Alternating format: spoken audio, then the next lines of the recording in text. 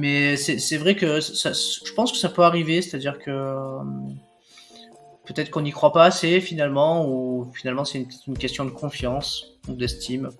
Mais ça peut arriver quand on arrive, qu'on va toucher au but, se dire c'est pas pour moi, c'est pas possible.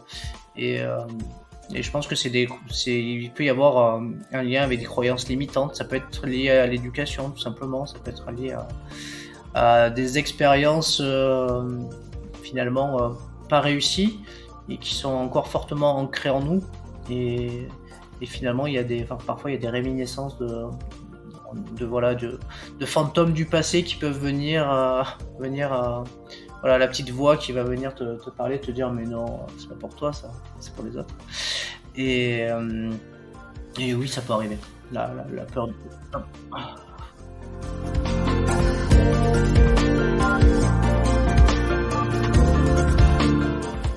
Bienvenue à tous dans ce nouvel épisode de System Sales, le podcast qui donne enfin la parole aux ingénieurs pour leur permettre de partager avec vous leur parcours exceptionnel. Aujourd'hui, je reçois Sébastien Bruno Durand, qui n'est pas un ingénieur, mais on continue notre cycle d'épisodes hors série sur le développement des soft skills. C'est pas facile à dire celui-là. Sur le développement des soft skills. Et aujourd'hui, avec Sébastien, on va parler de préparation mentale.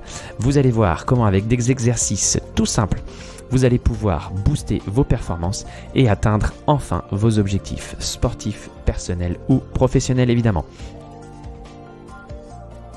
Avant de démarrer cet épisode, je voudrais te parler d'une solution innovante que j'ai découverte pour générer des propositions commerciales très rapidement, complètement interactives, dynamiques et beaucoup plus encourageantes vis-à-vis de tes clients qu'un simple PDF. Comme toi, avant, je passais des heures à produire, corriger et envoyer des propositions au format PDF, à les envoyer en pièce jointe d'un email. Cela créait de la frustration de chaque côté, de la part du client qui attendait la dernière minute pour recevoir les informations voulues, de l'angoisse de mon côté car je ne savais jamais comment le support était reçu et perçu une fois le document envoyé. J'ai longtemps cherché un outil qui me permettrait de basculer d'un PDF sans vie en un espace collaboratif entre moi et mes clients, mais aussi entre moi et mes équipes. Aujourd'hui, tout cela est rendu possible grâce à pan.app, un outil qui va te permettre d'organiser un storytelling poussé et personnalisé pour tes prospects avec des propositions au format web. Si cet outil t'intéresse, je te mets un lien dans le descriptif de l'épisode. Grâce à ce lien, tu auras de ma part 2 mois offerts sur ta licence annuelle. Si vous souhaitez soutenir ce podcast et m'encourager à partager avec vous ces passionnantes interviews, je vous encourage à le noter 5 étoiles sur Apple Podcast et Spotify, à laisser un avis écrit. Vous pouvez aussi venir débattre avec l'invité sur le post LinkedIn. Je vous mets le lien dans le descriptif de l'épisode. Partagez le podcast autour de vous sur vos réseaux sociaux favoris. Parlez-en à vos amis, à vos collègues, à votre famille. Voilà, merci beaucoup et je vous laisse en compagnie de l'invité. Bonne écoute. Bienvenue à tous dans ce nouvel épisode de System Sales, le podcast qui reçoit exceptionnellement aujourd'hui un non-ingénieur, mais on est dans notre série d'épisodes hors série justement. Et j'ai le plaisir de recevoir aujourd'hui Sébastien pour discuter de préparation mentale. Bonjour Sébastien. Salut Mathieu. Comment ça va ce matin ? Bah écoute, ça va impeccable. Je suis ravi d'être dans une inversion des rôles, parce que moi aussi j'ai un podcast et du coup je suis content de pas mener la danse pour une fois. Ouais, bah oui. Et comment s'appelle ton podcast ? On mettra le lien dans le descriptif de l'épisode. Justement, mon podcast s'appelle Parlons de votre mental. Oh là là, ça tombe bien. Mais qu'est-ce que les choses sont bien faites aujourd'hui. Oui, c'est comme ça que je t'ai repéré. J'étais visible sur LinkedIn évidemment, mais j'étais tombé sur ton podcast. J'ai écouté quelques épisodes et j'ai trouvé ça assez intéressant, même très intéressant. Et du coup, j'avais envie qu'on échange et qu'on puisse partager avec tout le monde ce que tu peux nous apporter sur cette thématique. C'est avec un grand plaisir. Après, je t'en prie. Donc Sébastien, pour ceux qui le connaissent pas, dans son podcast, il a la particularité de commencer toutes ses interviews par un portrait chinois. Et donc j'ai décidé de lui faire cet honneur. On va faire le portrait chinois de Sébastien. Juste avant de le faire, je te laisse quand même 1 minute et 32 secondes pour que tu puisses te présenter aux auditeurs. Vous allez voir, Sébastien, c'est un profil multicasquette. Donc je te laisse te présenter. Alors, bah écoute, ouais, en fait souvent je me définis un peu comme un couteau suisse parce que bah, j'aime bien faire plein de choses. C'est-à-dire, je suis passionné déjà bah, par le sport depuis toujours en fait, puisque j'ai eu une première partie de carrière où j'ai été entraîneur de tennis, formateur d'enseignants de tennis. Voilà, j'ai entraîné, j'ai été directeur sportif, donc voilà, j'ai fait du management du sport. Euh, du bénévolat aussi pour bah, du coup pour les différentes institutions de la Fédération française de tennis dans divers départements. Et puis au gré du temps, j'ai voulu en tout cas systématiquement un petit peu être expert et comprendre comment se déroulait un petit peu toute cette performance. Et puis je suis passé par l'INSEP, je me suis formé en préparation physique, en préparation mentale, de manière à upgrader bah, toutes mes compétences pour pouvoir bah, donner le meilleur de ce que je pouvais donner aux athlètes ou aux profs à qui bah, j'essayais de transmettre ma passion du sport et du tennis. Et puis il y a 4-5 ans maintenant, je me suis mis un petit peu en pause et puis je me suis orienté vers un autre métier, celui d'éducateur de justice à la protection judiciaire de la jeunesse, où j'accompagne bah, du coup des adolescents en difficulté avec la justice. Et puis c'est un métier passionnant où je me sers également bah, du coup de la préparation mentale bah, pour les accompagner et les aider en tout cas dans les difficultés du moment qu'ils rencontrent. Et puis à côté de ça, bah, je continue à transmettre grâce à une école de commerce sports business à ESG Sport à Paris. Et je suis passionné de communication et donc du coup, bah, comme tout passionné de communication, j'ai trouvé mon média, le podcast, où je parle de mental, quelque chose qui me passionne. Et puis voilà, et puis j'aide pas mal de gens dans le social media, dans le marketing digital et puis le community management parce que c'est des choses qui vraiment me passionnent et puis j'y trouve mon compte, voilà. Je mets pas tous mes œufs dans le même panier et puis du coup, je trouve des petits plaisirs dans chacun. Comment tu fais pour faire tout ça? C'est la question que je me pose. T'arrives à dormir? Ça va? Alors comment je fais pour faire tout ça? J'ai la chance de pouvoir optimiser mon emploi du temps, heu et puis bah, d'orienter mes journées de manière totalement différente, chaque jour, chaque semaine, en fonction de mes impératifs voilà, divers et variés. Et puis non, ça se passe bien. Voilà, ça se passe bien. J'essaye de tout bien cadrer, d'être organisé du mieux que je le peux et de prioriser surtout, tout simplement. Ok. Bah écoute, je te propose de s'échauffer. Hein, on est dans l'univers du sport. T'es un grand sportif, donc on va s'échauffer et on va faire un portrait chinois. Je le Allez, c'est refais pas sur parti. toutes mes interviews, mais là, je trouve que ça se prête bien. Ça se prête bien. Alors, on y va. On va commencer par quelque chose de léger, hein, Sébastien. Vas-y. Si tu étais un fruit, Si j'étais un fruit, je serais un citron, je pense. ok, Et je serais un citron parce que j'aime bien là quand on arrive à cette période de l'année là, le matin me faire un petit citron pressé avec de l'eau chaude, avec un peu de sucre légèrement, mais voilà, j'aime bien ça, le citron. t'aimes bien ça? Est-ce que t'es une personne plutôt acide, quelqu'un un peu tranchant ou Alors non, pas du tout. Je suis plutôt quelqu'un de très bienveillant. Je suis pas du tout acide, mais en tout cas pour mon transit, j'aime bien le citron le matin. Je sais pas, j'ai l'impression de me purifier avant de commencer la journée. Bon, ok, n'allons pas plus loin. Question un peu plus facile. Si tu étais un sport, du coup. Si j'étais un sport, c'est difficile à choisir. Alors du coup, bah mon sport de cœur c'était le tennis, mais j'ai aussi fait du football, j'ai fait du judo, j'ai fait du volleyball. Tu Donc dois en en fait, choisir qu'un. je dois en choisir qu'un. Bah si j'en choisis qu'un, bah je dirais le tennis alors. Ok. Pourquoi? Et le tennis, bah, parce que ça a été un sport qui a été une belle école de la vie pour moi. J'y ai fait des très belles rencontres pendant de nombreuses années.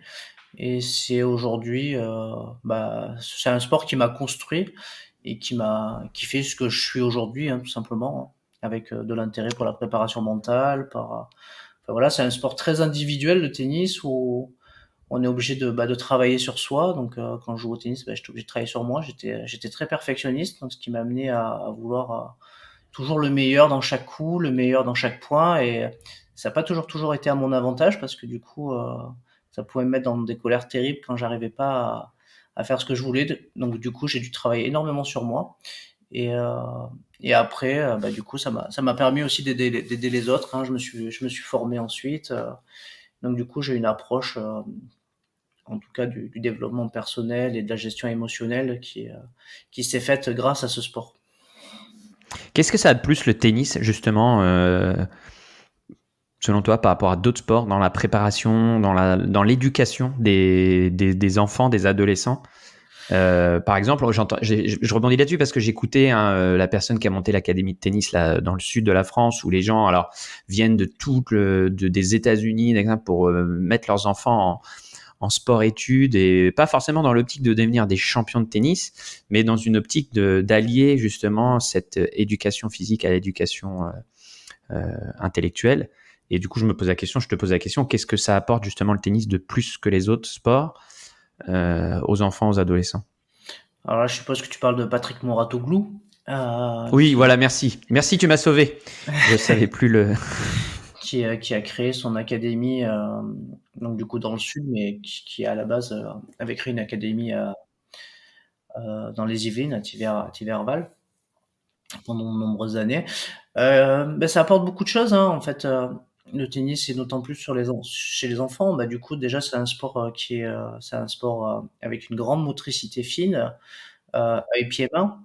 Donc du coup, pour jouer au tennis, il faut avoir un sens de l'observation. Il faut ensuite du coup se déplacer pour se placer correctement pour jouer la balle, et ensuite il faut maîtriser tous les gestes techniques pour pouvoir la renvoyer. Mais du coup, ça demande aussi d'y associer de la stratégie, parce qu'on a un adversaire en face de soi, on a un filet, on a des règles à respecter, un terrain limité. Donc ça demande aussi du coup de l'adaptation, de l'intelligence de jeu, de l'intelligence émotionnelle, et surtout après ouais, surtout de l'adaptation à son adversaire aussi, être en capacité de prendre en charge ce que l'adversaire te propose pour pouvoir ensuite élaborer un plan qui va être en tout cas efficace pour essayer de le battre. Euh, Après, ce que j'aime bien dans le tennis, c'est que jusqu'au dernier point, t'as pas gagné, quoi. Donc il faut être sérieux et rigoureux du premier jusqu'au dernier. Donc avec une extrême concentration dans chaque point. Euh, Même si tu gagnes un set, c'est pas fini. Il faut se remobiliser dans le deuxième. Et du coup, c'est un sport qui est assez exigeant. Ok, Sébastien, du coup, on va continuer sur le portrait chinois. Troisième question, si tu étais un film? Alors, si j'étais un film, écoute, je suis du coup influencé par la sortie du film Top Gun. Euh, et du coup, c'est un film qui sort là prochainement cette semaine, je crois, et qui me tarde d'aller voir. En fait, j'étais plus jeune, en fait. Donc, il est sorti quand j'avais 10 ans, le premier, et du coup, c'est un film qui m'a toujours accroché, et du coup, je suis très impatient d'aller voir celui qui va sortir là. Ah bah carrément, ouais, ça a été un film culte pour notre génération. Ouais. Et du coup, j'ai très très envie d'aller le voir. Mais qu'est-ce qui te plaît dans Top Gun, dans l'aventure Top Gun, dans le principe? Ce qui me plaît, c'est un peu tu vois, un peu comment dire, être pilote de chasse, c'est quand même une exception, quoi. Ça demande des qualités physiques, des qualités mentales, des qualités physiologiques avec une vision hors pair. Et, euh, et du coup, voilà, c'est quelque chose, je pense que quand on est un peu gamin, chacun rêve un peu de pouvoir aller voler dans les airs dans un avion, quoi. Donc, j'avais un grand-père qui était pilote, alors pas pilote de chasse, mais pilote amateur. Et mon papa fait aussi du pilotage. Et du coup, je pense que ouais, c'est peut-être dans l'air du temps. Peut-être que je m'y mettrai moi aussi un jour. Ok, je continue. Si tu étais une série télé, je sais pas si tu es consommateur de séries, mais si tu étais une série télé. Si j'étais une série télé, j'ai envie de te dire Plus belle la vie, parce que c'est une parce que c'est une genre je la sors comme ça parce que en fait je suis originaire du sud de la France et que c'est une série qui me fait penser un petit peu, alors même si tous les acteurs sont d'origine parisienne, hein, faut pas se leurrer. Euh, comment dire, ouais, c'est la série qui me parle parce que en plus elle va bientôt s'arrêter, je crois. Et c'est la série qui se déroule à Marseille, Ok. pas loin de chez moi. T'as envie de durer 14 saisons comme on te le souhaite. Bah écoute, je suis arrivé à la fin de mes questions, parce que j'en avais noté 5, et je viens de me rendre compte que la cinquième, c'était la même que la deuxième. Donc, on va s'arrêter là. Ça me va. Et je te propose de parler un petit peu justement de mental et de préparation mentale. C'était un peu le fil conducteur de l'épisode. C'était la promesse, l'unique value proposition de cet épisode. Donc, on y va. Justement, toi qui as interviewé plein d'invités sur ce sujet, qu'est-ce que tu commences à en tirer comme quintessence par rapport à justement par rapport au mental? Qu'est-ce que c'est le mental pour toi euh, Alors, à ce jour? ouais. Bah, écoute, le mental, je vais pas te sortir la définition des livres, hein, parce que Non. finalement, en invitant tous les invités et en leur demandant finalement de définir qu'est-ce que le mental pour eux, donc finalement, tu me renvoies aussi la question. Euh, le mental, pour moi, il est un peu propre à chacun. Et, euh, et c'est ce que j'explique dans le podcast, c'est que c'est la raison pour laquelle je l'ai fait, c'est que chacun, en fonction de ses origines, de son éducation avec ses parents, de son histoire de vie, euh, de son cursus scolaire, universitaire, sportif, et je dirais ensuite toutes les expériences qu'on vit au jour le jour, on va se forger un mental qui va être forcément différent les uns des autres. Et aujourd'hui, en tout cas, la conclusion après une soixantaine d'épisodes, ce que m'invite à conclure mes invités, c'est bien ça, c'est que chacun a un mental différent en fonction des opportunités qu'il rencontre dans la vie, des difficultés qu'il rencontre. Et la plupart de mes invités, finalement, je me rends compte que c'est grâce aux difficultés, aux expériences sur lesquelles ils ont comment dire, capitalisé de manière positive, qu'ils se sont tracés un chemin vers la réussite. Ok. Comment on capitalise de façon positive sur les échecs justement? Est-ce que ça demande un travail en amont? Euh, qu'est-ce que tu donnerais comme conseil par rapport à ça justement? Si je devais déjà donner le premier conseil, c'est déjà d'éliminer le mot échec de son vocabulaire. Moi, je considère pas les échecs, voilà, comme tout le monde le voit. Je trouve que il faut changer un petit peu ce mot-là et déjà le transformer par expérience. Euh, Parce qu'après, cette expérience, elle va être soit de nature constructive et positive, soit elle va amener à avoir finalement l'intelligence de résoudre une équation, une difficulté sur laquelle on bute. Et c'est pas forcément un échec, c'est une étape pour moi dans la construction de son projet. Et ça permet tout simplement d'aller de l'avant, quoi. Ok. Mais par rapport à ça, enfin, par rapport à l'expérience aussi d'avoir vécu des échecs, que ce soit professionnels ou sportifs, euh, hum, personnellement, je sais que si tu veux accepter plus facilement, déjà, il faut être super bien préparé, avoir donné le maximum dans ta préparation avant. Après, peut-être c'est plus simple de digérer une défaite, on va dire. Et pareil pour l'analyse de ce qui s'est passé.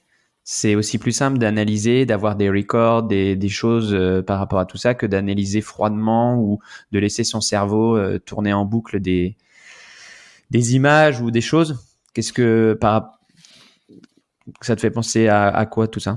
Alors sur la période alors avant, donc du coup, ce qui est important, c'est de bien préparer sa réussite. Alors comment on la prépare? Tout simplement déjà en listant toutes les actions et les points sur lesquels on va dire on va pouvoir interagir.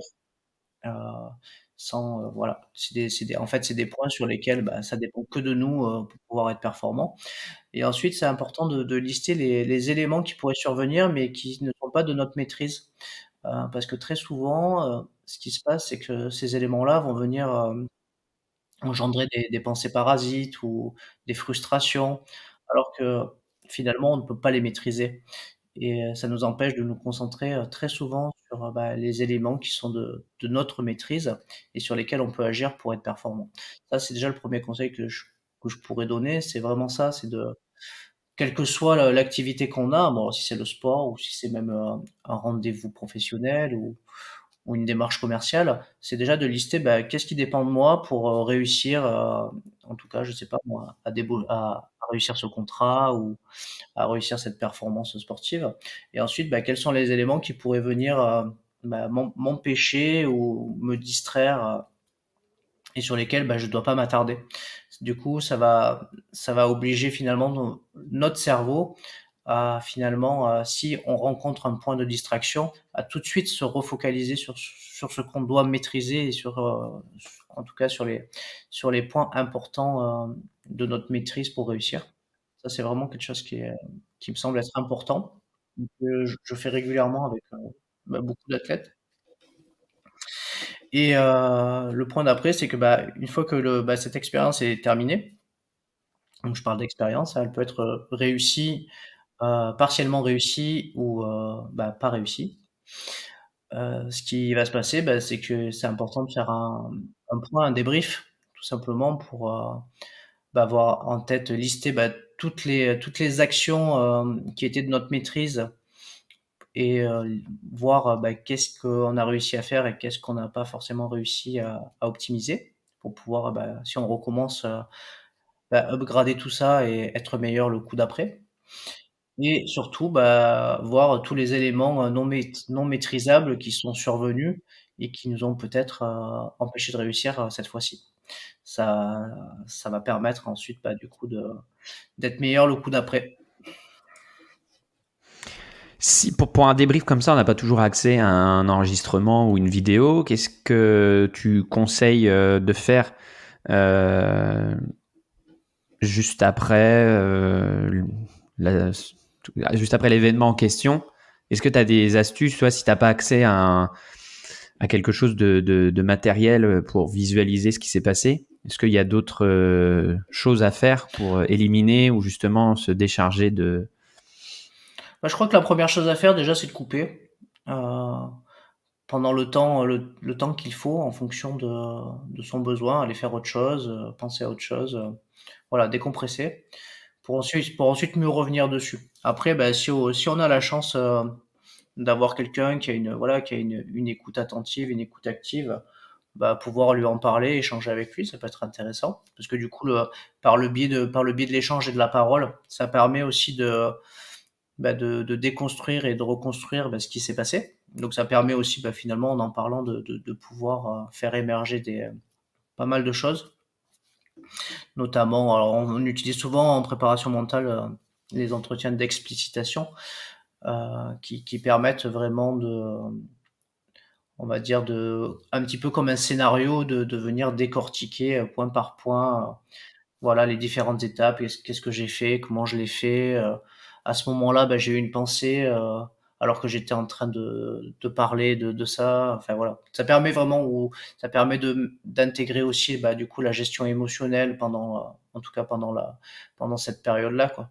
Si par exemple tu as un rendez-vous professionnel, c'est très très important et finalement, bah, tu y vas avec la boule au ventre, tu es stressé, donc du coup, tu es inhibé, donc du coup, bah, voilà, tu vas pas être au top comme tu peux l'être d'habitude parce que l'enjeu est plus fort que d'habitude. Bon, bah voilà, donc ça permet, tu vois, de venir tout mettre en corrélation et pouvoir ensuite, bah, travailler sur les choses qui seraient survenues pendant ce moment-là. Parce que l'objectif, c'est que ça se reproduise plus et que les personnes ensuite deviennent efficientes et performantes sur de nouvelles étapes, quoi.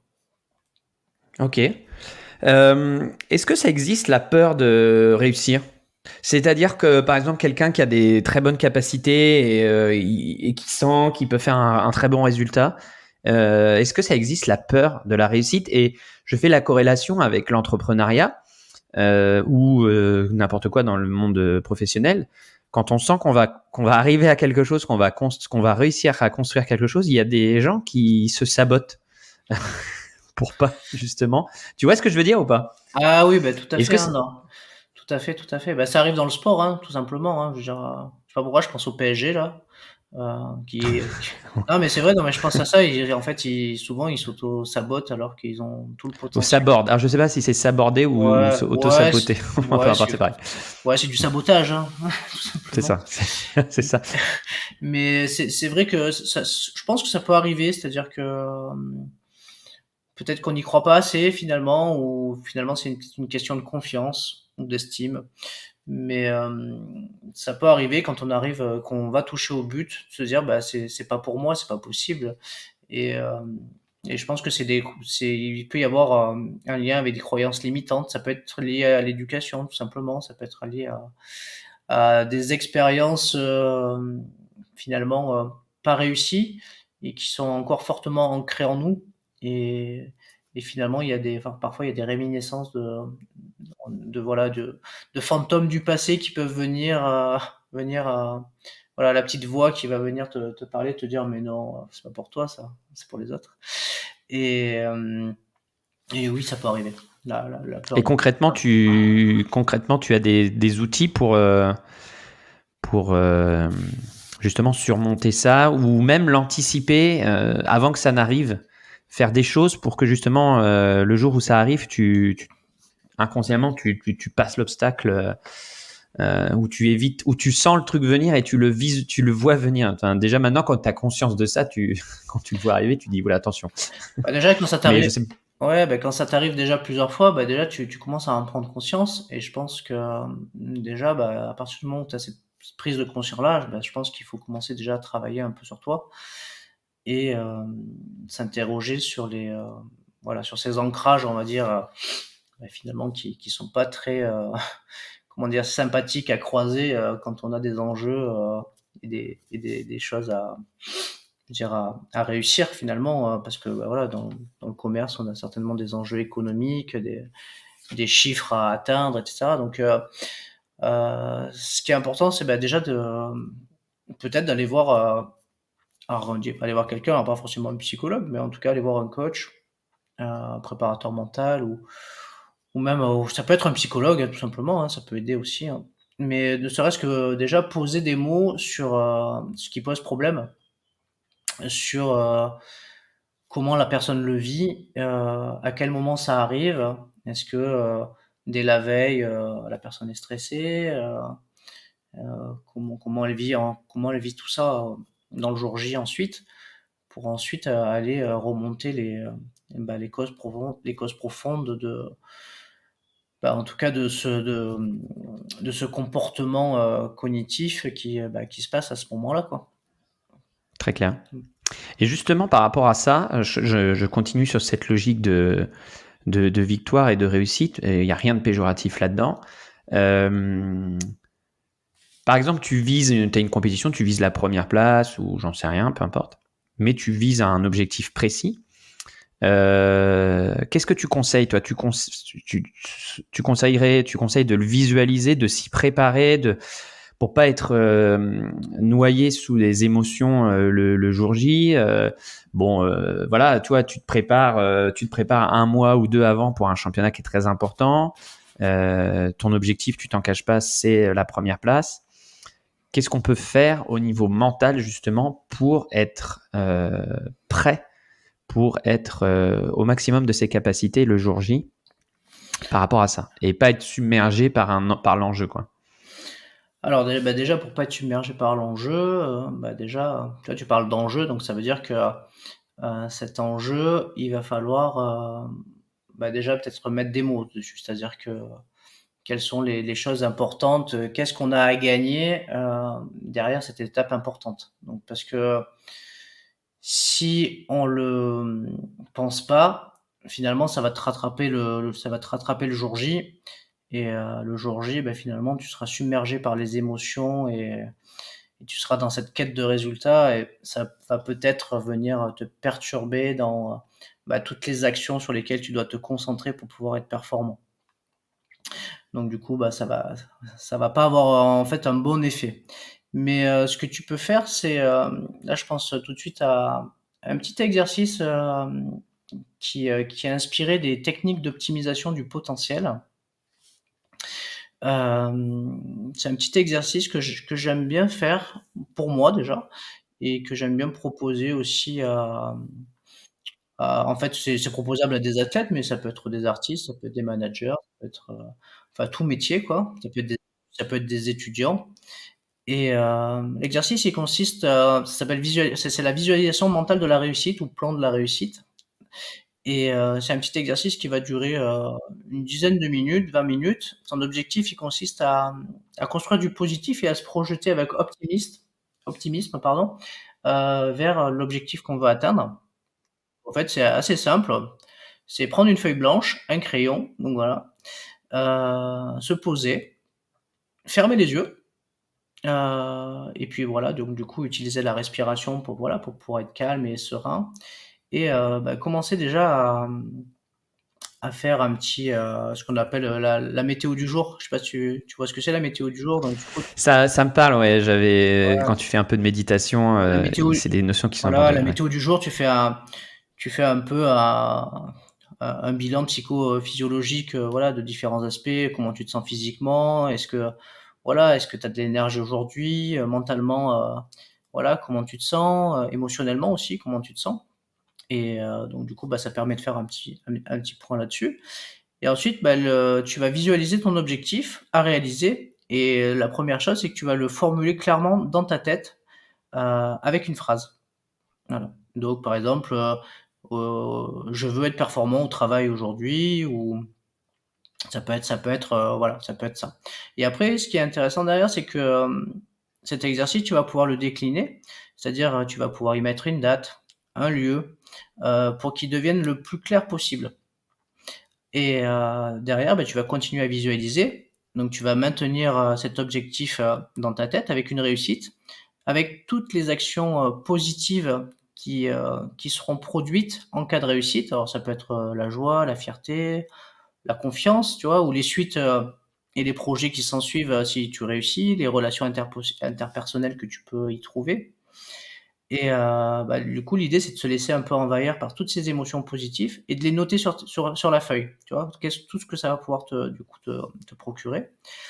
Et ensuite, bah, l'étape d'après, c'est tu vas lister et tu vas écrire, bah, de façon chronologique, comment tu vas construire, l'objectif et le mener à sa réussite. Voilà, donc ça, c'est important aussi.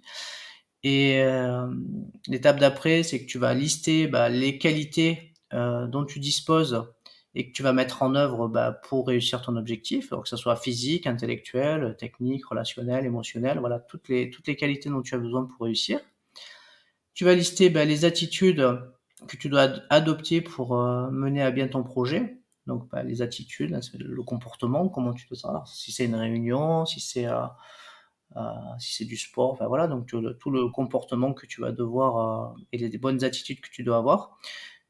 Une étape importante, c'est que tu vas lister les bonnes personnes, ressources qui pourront t'aider à mener à bien ton objectif, parce que c'est important pour réussir. On réussit jamais tout seul, hein, ça c'est aussi ce que j'ai retenu du podcast, c'est que la plupart des gens ont été bien entourés, avec des gens bienveillants et une équipe voilà, présente et toujours soutenante, quel que soit dans les réussites comme dans les non-réussites. Et ça fait vraiment la différence aussi. Et, bah, et ensuite, bah, on va écrire bah, toutes les étapes nécessaires et la liste des incontournables à la réussite de ton objectif sur une échelle de temps. Donc c'est important de mettre une échelle de temps pour la réalisation. Et une fois que tu as réalisé bah, toutes les étapes que je viens de décrire précédemment, bah, tu vas te noter une petite phrase d'encouragement et de bienveillance à ton égard. Et, puis voilà, c'est parti. Après, tu prends soin de bien respirer, tu lances ton objectif et ta réussite à travers ce petit exercice qui est tout simple, mais du coup, ça va te permettre de le mentaliser, d'écrire tout ce dont tu as besoin et finalement, bah, tu n'as plus qu'à après. Ok, bah génial, merci. Euh, Est-ce que ça a un rapport aussi avec j'écoutais une émission la dernière fois, je sais plus c'était quoi, c'était la personne disait, et ça me parlait énormément par rapport aux entraînements quotidiens, l'importance de avant chaque entraînement ou avant chaque événement important, par exemple ça peut être un podcast en tant qu'on est interviewé, ou avant son entraînement de sport, de visualiser quel est l'élément que l'on veut améliorer ce jour-là, ou sur lequel on veut se focus. Est-ce que c'est quelque chose qui te parle aussi?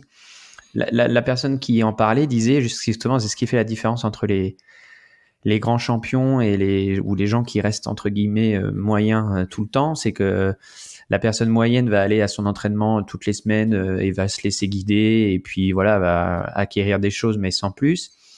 Le champion, lui, il va arriver 15 minutes avant son entraînement, il va se dire voilà, aujourd'hui je dois travailler absolument ce point-là et je vais me focus là-dessus. Ça te parle, cette Oui, oui, technique-là ou... oui, ça me parle. De toute manière, le grand champion, de toute manière, ce qu'il a compris, c'est que pour réussir, il faut du coup des compétences de base qu'on acquiert par le travail, et ensuite il faut du temps et il faut répéter. Voilà. Donc de toute manière, il n'y a pas de secret, c'est dans la répétition, la rigueur et le travail, en se donnant du temps forcément, qu'on réussit. Donc voilà. Donc souvent ceux qui arrêtent ou qui se découragent, c'est souvent la question du temps ou la question de la motivation qui peut venir poser problème. Mais bon, en tout cas, si on est motivé, si on veut aller vers son objectif, il faut prendre en considération ça. Voilà, donc il faut être prêt à ce que ça prenne du temps, il faut être prêt à faire des sacrifices, travailler dur pour aller vers, en tout cas, l'objectif qu'on a envie de réaliser. Donc ça peut prendre du temps. Voilà, ça c'est important de l'avoir en tête. J'ai en tête tout simplement là, tu vois, l'interview de Verino, Olivier Balestrio, que j'ai en tête, qui avant d'être humoriste dans l'humour noir, il est passé par plein d'étapes, quoi. Il a été comédien, il a fait plein d'étapes avant de trouver sa voix et le style d'humour qui lui correspondait, son public, et aujourd'hui il cartonne. Mais ça a pris du temps. Donc ça c'est un exemple. Mais après, très souvent dans le sport de haut niveau, il y a une étude qui a été faite où pour en tout cas devenir expert dans son domaine et athlète de haut niveau et atteindre le haut niveau, très souvent, l'étude montre qu'il faut 10 ans de travail, 10 000 heures d'entraînement, 1000 matchs, gagnés ou perdus, mais en tout cas, tu vois, ça prend du temps.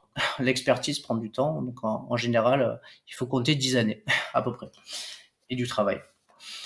Ensuite, par rapport à la dimension du focus sur un élément, oui, ça peut être intéressant de se focuser quand tu vas à l'entraînement sur un point que tu gères être améliorable pour pouvoir venir upgrader toutes tes autres compétences. Très souvent, on continue à travailler les points forts parce que c'est important, parce que c'est ça qui vient on va dire, engranger de la confiance, c'est-à-dire savoir ce dont on est capable, le travailler pour le rendre encore meilleur.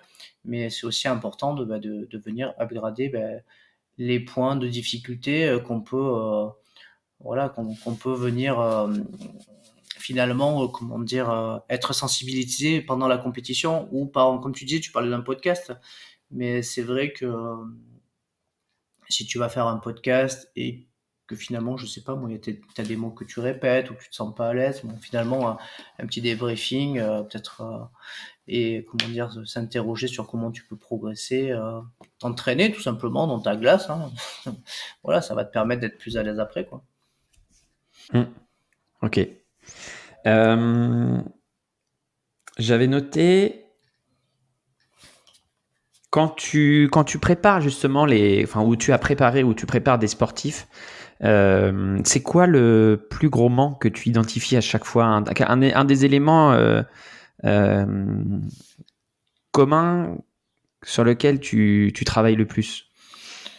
Alors, un gros manque sur la dimension mentale, tu veux dire? Ouais.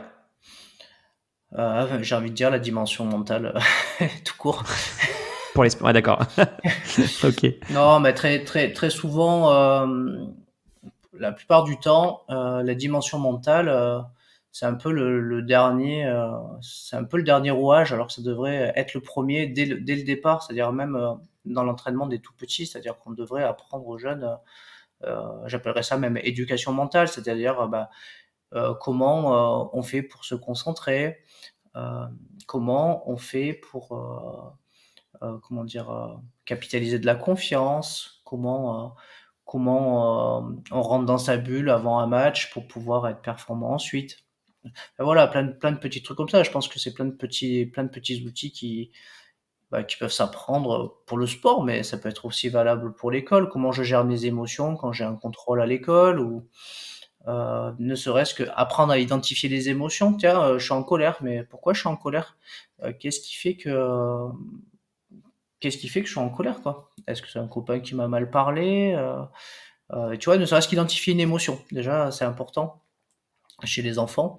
J'ai eu la chance de pouvoir intervenir de manière bénévole dans une classe de CM1, dans la classe de mon fils. C'était hyper intéressant. J'ai fait 3 séances sur la gestion des émotions et je me suis vite rendu compte que les enfants, ils connaissent déjà pas tous les émotions, et très souvent les émotions qui ressortent, c'est pas forcément la joie, le bonheur, c'est souvent la peur, tu vois, des émotions un peu fortes qui vont plutôt dans des connotations un peu négatives. Et du coup, c'était intéressant, tu vois, de leur amener une approche à découvrir des nouvelles émotions, à mettre des mots dessus et à comprendre qu'est-ce que c'est, parce que le jour où ça leur arrive, ils peuvent comprendre déjà quelles émotions ils vivent, et ensuite comment la gérer, cette émotion-là. Mais complètement, moi je te rejoins complètement là-dessus. J'ai 2 enfants, hein, et je trouve ça fou qu'aujourd'hui, on est en 2022, les enfants encore, on prenne pas le temps de leur apprendre cette gestion des émotions, et c'est très facile à faire avec l'exercice de la météo dont tu parlais. La respiration, l'importance de la respiration et même de la méditation, hein, même pour les tout petits. Et déjà, ce serait pas mal.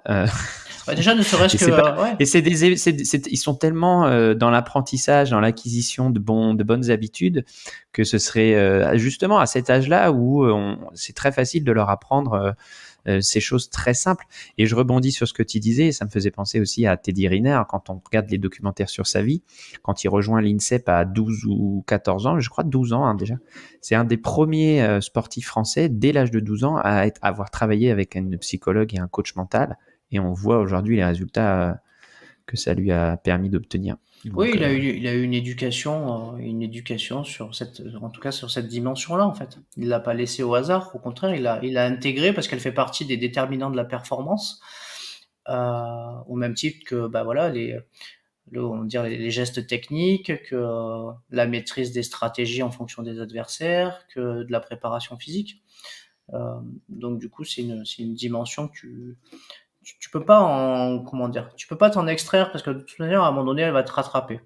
Donc, si plus tôt tu la travailles, et mieux tu géreras tout au long de ta carrière les événements importants qui vont se présenter devant toi. Et ça explique certainement pourquoi Teddy Riner a été 10 fois champion du monde, je crois, et médaillé olympique à plusieurs reprises.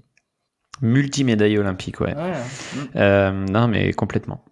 Et je pense qu'il y a d'autres. Si on va creuser derrière l'histoire des sportifs qui surperforment, je pense qu'on va retracer très rapidement ce même type de préparation mentale dès le plus jeune âge. Question, et sûrement la dernière.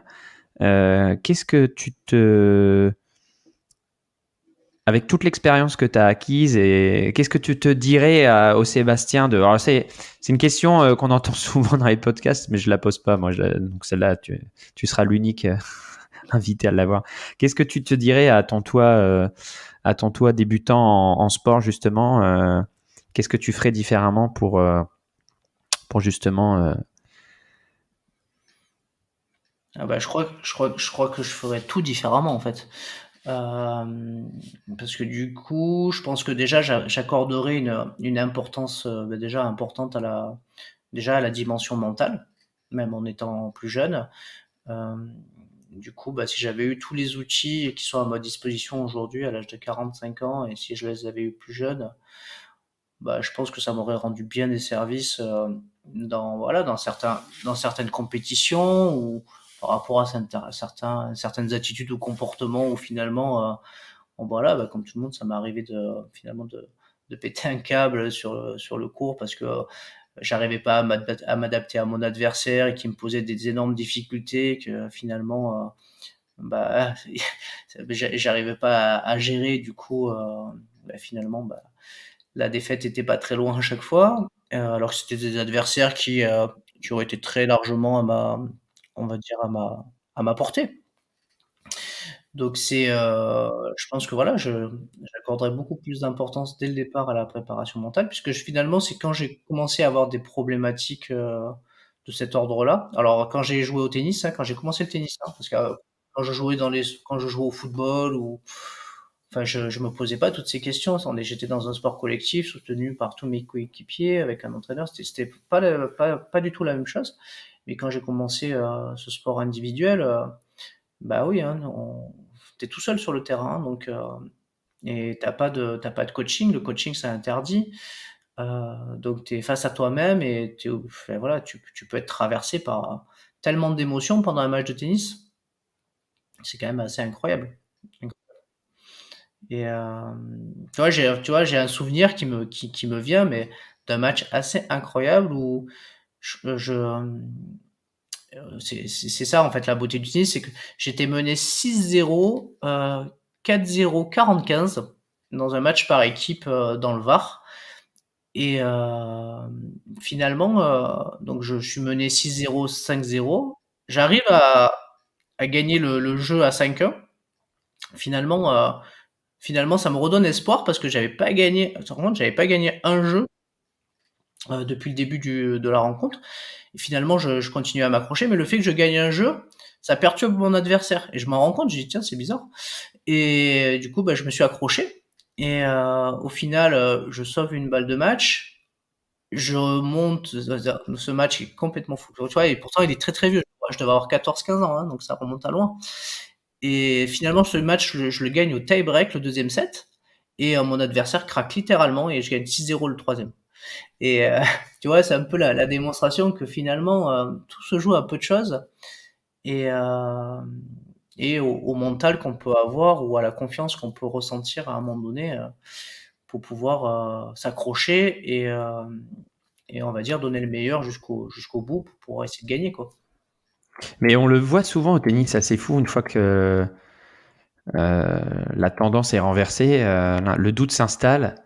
Et c'est bon, on le voit dans plein de sports, hein, même dans les sports de combat, quand tu arrives à faire retourner la tendance, ça peut être une vague qui submerge l'adversaire que tu as déstabilisé, quoi. Ouais, ouais. Après, tu peux le voir aussi dans le football. Regarde le Real Madrid qui je sais pas, en une minute de temps, renverse un match qui était finalement où ils étaient pas qualifiés. Hein. Donc, finalement, ils se qualifient pour la Ligue des Champions. Tout peut se jouer à très peu de choses. Donc, c'est ça qu'il faut retenir, c'est que finalement, il faut soigner les détails, parce que c'est souvent dans les détails qu'on fait la différence. Ok. Eh ben écoute, je crois qu'on a fait un bon tour. Je réécouterai avec attention le petit exercice que tu nous as donné et j'essaierai de tirer un peu la quintessence de toutes les petites astuces qu'on a pu donner au cours de cet échange. Merci beaucoup pour toute ton expérience. C'est ta minute promo, Sébastien. Donc, tu as une minute à toi pour faire ta promo de ce que tu souhaites. C'est le petit cadeau que je fais aux invités à chaque fois. Écoutez, Donc, voilà, la meilleure promo que je peux me faire, c'est d'aller écouter le podcast. Parce que je pense que ça peut rendre. Moi, mon objectif, c'est vraiment de partager à travers tous ces invités et toutes ces interviews un maximum de choses pour aider les gens à avoir des idées, des nouvelles idées, pour pouvoir travailler leur mental ou pour tester en tout cas des outils qu'ils utilisent pour leur performance, leur efficience, mais aussi pour leur bien-être. Et voilà, donc vous pouvez retrouver tout ça aussi sur mon site internet. Il y a le podcast, il y a des outils, et voilà, il y a plein de choses. C'est sur unlimitedcoachingfrance.fr. Et Ouais, ben, voilà. on mettra le lien dans le descriptif. Et sans puis souci. voilà. Et puis si tu as besoin que je t'envoie le petit exercice de façon écrite pour l'intégrer dans ton petit brief, je te l'envoie avec plaisir. Ah bah carrément, bah voilà, c'est super, on fera ça. Merci beaucoup Sébastien et je te souhaite une excellente continuation et entre podcasteurs, on se serre les coudes. Écoute, merci beaucoup Mathieu pour cette opportunité d'avoir pu changer de rôle pour une fois. Ça marche, salut. Salut Mathieu. Voilà, c'est terminé pour aujourd'hui. J'espère que cet épisode vous a plu. Si c'est le cas, n'hésitez pas à le noter 5 étoiles sur Apple Podcast ou Spotify. Et si vous voulez passer dans l'émission, m'envoyez un email à contact@systemsales.fr. Voilà, je vous dis à la semaine prochaine.